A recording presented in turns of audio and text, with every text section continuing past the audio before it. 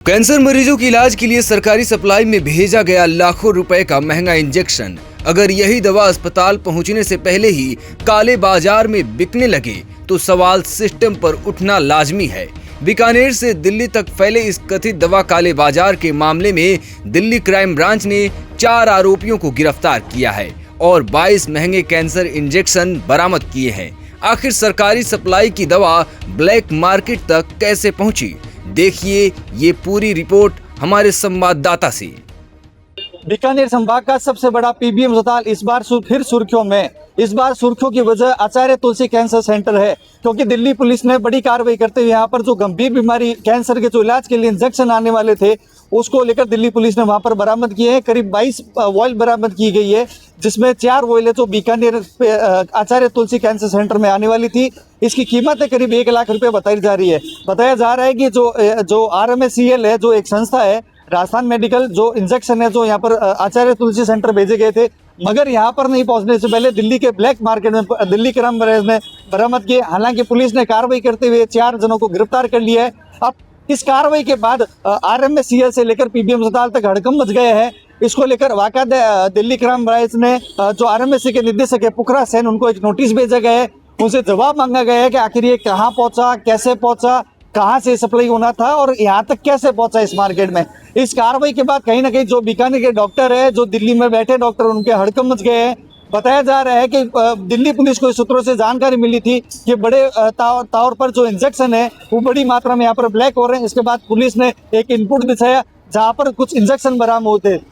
उस वॉयल में ये बताया जा रहा है कि जो मार्किंग होती है उसको वाकई जो सरकारी स्तर पर जो मार्किंग होती है उसको मिटाया गया था, फिर वो बाजारों में बिकाया जा रहा था। देखिए, आज सुबह ही मेरे नोटिस में आया है कि जो अखबार में खबर छपी है, तो मैंने अपने नोडल अधिकारी और संबंधित जो विभागाध्यक्ष है उनसे पूरी फैक्चुअल रिपोर्ट बनवाई है। और ये सुनने में आ रहा है कि कुछ मेडिसिन के जो नकली दवाइयाँ वगैरह वहाँ पे जो मिली है उसमें जो सप्लाई हुई है बीकानेर में भी हुई है, इसकी हम एक स्पेसिफिक रिपोर्ट बना के सरकार को भेजेंगे। इसमें लगभग 50,000 से ऊपर की कीमत की दवाइयाँ हैं। अलग अलग तरह की दवाइयाँ, उसमें एक दवाई नहीं है, कई तरह की दवाइयाँ हैं। देखो, एक्शन तो सरकार के स्तर पे उच्च स्तरीय जांच चल रही है। वो लोग अपना निर्णय जो लेंगे वो के हिसाब से होगा। बाकी मैं जो भी इसमें यदि कोई आरोपी है तो उसको नो डाउट सजा मिलनी चाहिए। दिल्ली में इंजेक्शन पकड़े जाने के बाद RMSCL के अधिकारियों से लेकर बीकानेर के पीबीएम अस्पताल तक हड़कंप मच गया है।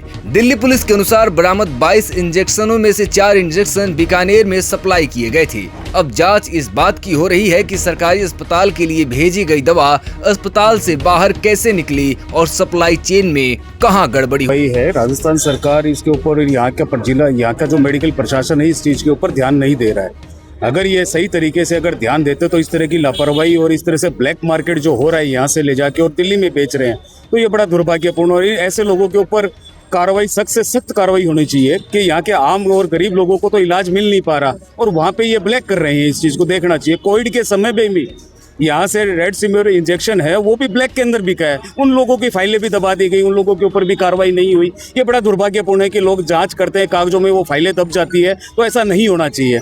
और आम लोग, जनता को जितने से जितना, सरकार किसी की भी रहे, ये ऐसे लोगों के ऊपर सख्त से सख्त कार्रवाई करनी चाहिए अपने लोगों को। क्या लगता है किस प्रकार की कार्रवाई लंबे समय से चल रहा था? इन लोगों की गिरफ्तारियां होनी चाहिए मेरे हिसाब से, और गिरफ्तारी करके और उचित तरीके से एंटी करप्शन के अंदर जांच होनी चाहिए। पुलिस को एक, राज्य सरकार को एक FIR इनके खिलाफ करनी चाहिए कि इनके जो संबंधित जो अधिकारी और कर्मचारी इसके अंदर लिप्त है उन लोगों को बख्शा नहीं जाए किसी भी सूरत के अंदर। जो कार्रवाई राजस्थान पुलिस को करनी चाहिए वो दिल्ली पुलिस ने की है, क्या लगता है? अब मुझे इनको समझना चाहिए था, राजस्थान सरकार को, यहाँ पे जिला प्रशासन को, मेडिकल प्रशासन को ये चीजें समझनी चाहिए कि वहाँ जाके आप पकड़े जा रहे हो और यहाँ पे अपने लोग पकड़ नहीं पा रहे। इन बरामद इंजेक्शनों में 52 CO यानी एवेलुमैब 200 mg 10 ml का इंजेक्शन भी शामिल है।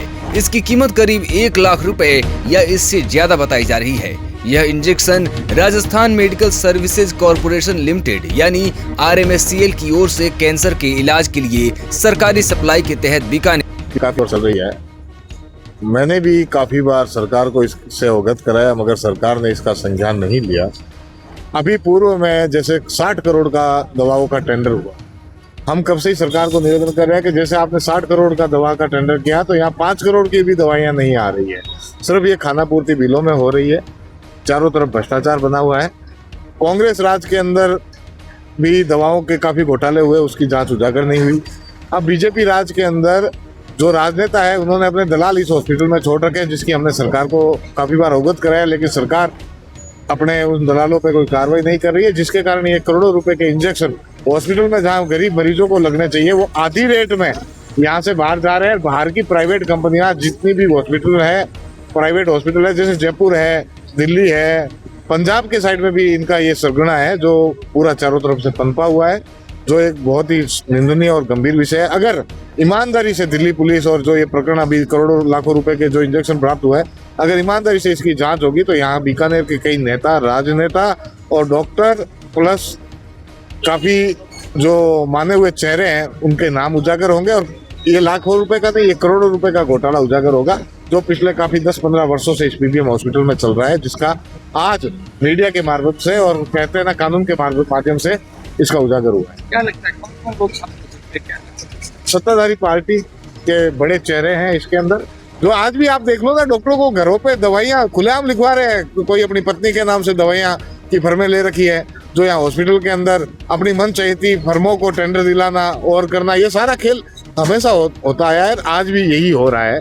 अब जैसे अब पीबीएम के अंदर टेंडर है, करोड़ों रुपए के टेंडर, तो उससे टेंडर लगने से पहले ये फाइनल कर देता है कि इस फर्म को ये टेंडर दिया जाएगा और इसका ये काम ये फर्म करेगी। क्या लगता है क्या कार्रवाई के नाम पे अतिश्री होगी। अगर ईमानदारी से कार्रवाई मुख्यमंत्री जी, प्रधानमंत्री जी या जो एजेंसियां हैं अगर ईमानदारी से इसे करेंगे, इसे जांच करते हैं, तो कई, मैं कह रहा हूँ ना, कई बड़े बड़े चेहरे, राजनेता, डॉक्टर, अधिकारी इसमें सम्मिलित हैं, जो ये पूरा एक गिरोह है। इस गिरोह का भांडाफोड़ करना बहुत जरूरी है। आज पीबीएम के अंदर आज भी रोज के 3 से 4 लाख रुपए के घोटाले हो रहे हैं, मगर कोई आंख खोल के देखने वाला नहीं है। आपका नाम?